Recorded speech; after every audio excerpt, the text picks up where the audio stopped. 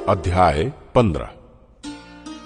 फिर यहोवा ने मूसा और हारून से कहा, इस्राएलियों से कहो कि जिस जिस पुरुष के प्रमेह हो तो वो प्रमेह के कारण अशुद्ध ठहरे। वो चाहे बहता रहे चाहे बहना बंद भी हो तो भी उसकी अशुद्धता बनी रहेगी।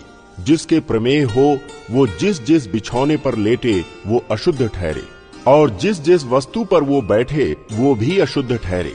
और जो कोई उसके बिछौने को छुए वो अपने वस्त्रों को धोकर जल से स्नान करे और सांझ तक अशुद्ध ठहरा रहे।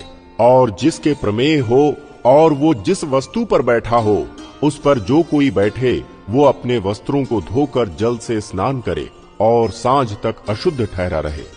और जिसके प्रमेह हो उससे जो कोई छू जाए वो अपने वस्त्रों को धोकर जल से स्नान करे और सांझ तक अशुद्ध रहे। और जिसके प्रमेह हो यदि वो किसी शुद्ध मनुष्य पर थूके तो वो अपने वस्त्रों को धोकर जल से स्नान करे और सांझ तक अशुद्ध रहे। और जिसके प्रमेह हो वो सवारी की जिस वस्तु पर बैठे वो अशुद्ध ठहरे। और जो कोई किसी वस्तु को जो उसके नीचे रही हो छुए वो सांझ तक अशुद्ध रहे। और जो कोई ऐसी किसी वस्तु को उठाए वो अपने वस्त्रों को धोकर जल से स्नान करे और सांझ तक अशुद्ध रहे। और जिसके प्रमेह हो वो जिस किसी को बिना हाथ धोए छुए वो अपने वस्त्रों को धोकर जल से स्नान करे और सांझ तक अशुद्ध रहे। और जिसके प्रमेह हो वो मिट्टी के जिस किसी पात्र को छुए वो तोड़ डाला जाए और काठ के सब प्रकार के पात्र जल से धोए जाएं।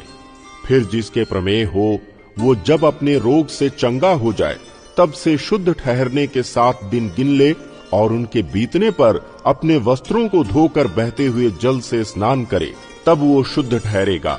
और 8वें दिन वो 2 पंडुक या कबूतरी के 2 बच्चे लेकर मिलाप वाले तंबू के द्वार पर यहोवा के सम्मुख जाकर उन्हें याजक को दे।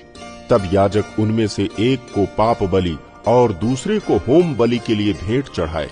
और याजक उसके लिए उसके प्रमेह के कारण यहोवा के सामने प्रायश्चित करे।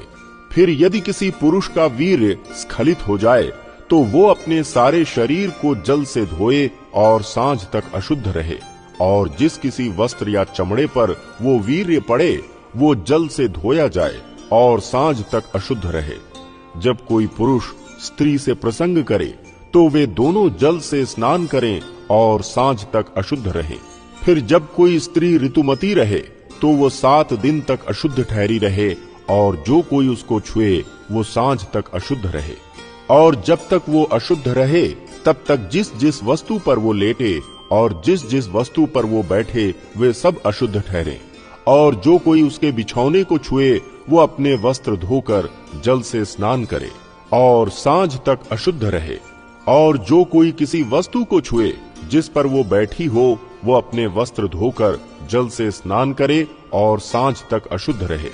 और यदि बिछौने या अन्य किसी वस्तु पर जिस पर वो बैठी हो छूने के समय उसका रुधिर लगा हो तो छूने हारा सांझ तक अशुद्ध रहे।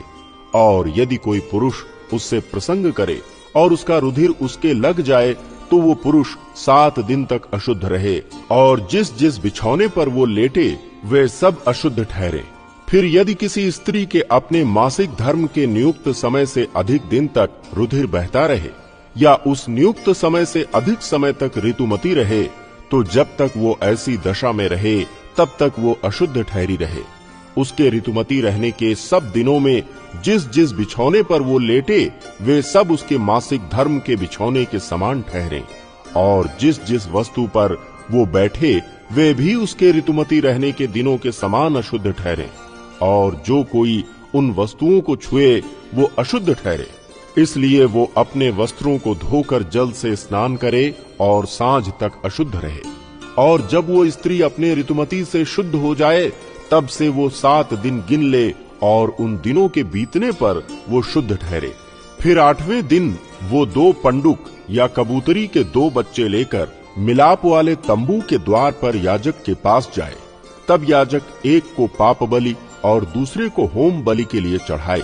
और याजक उसके लिए उसके मासिक धर्म की अशुद्धता के कारण यहोवा के सामने प्रायश्चित करे।